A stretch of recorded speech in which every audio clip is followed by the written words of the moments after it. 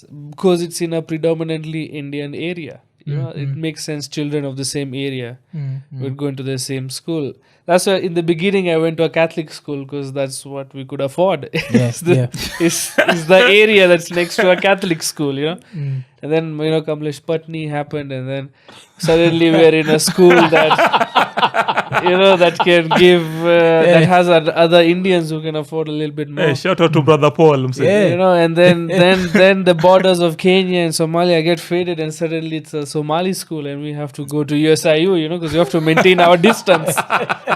You know, that's important. You gotta, you know, when you fight, you know, distance maintenance. So that's how I believe it's just who you're around is where your school is. So yeah, there are schools where there's predominantly Indians, but I don't know if any school would say no to black kids. No, they were just predominant because even like CGHU was had a lot of, I think it was like 50-50. Yeah.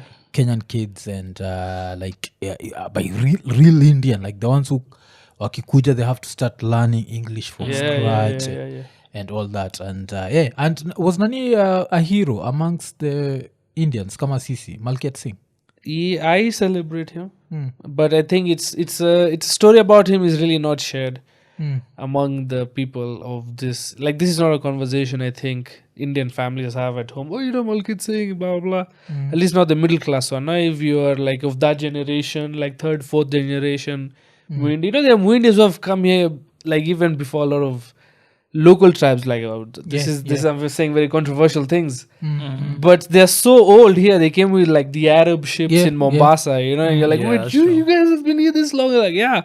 India wasn't even a country, it was under British rule, blah blah. I'm like, fuck.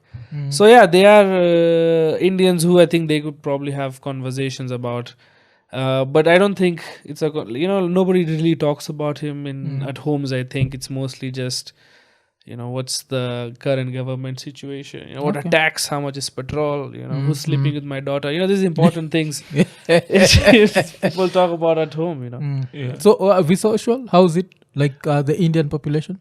It was good. It was half and half actually. It was a really good school. But I only went there because it's a public school, but it held the line. Because when I was in class 6, class 7, free primary likap.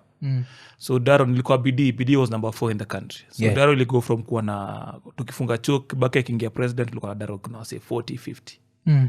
Nikiingia chuo the next term, bro, Daro ilikuwa natuka so mbili. Watu wako na mandevu wazee. So my folks were like, you have to take him to private. That's what made private schooling become so expensive, because there was such a big demand. Kitambo the best schools were free, zilikuwaga public. Akina Olympic, Kibera were the best school in Kenya.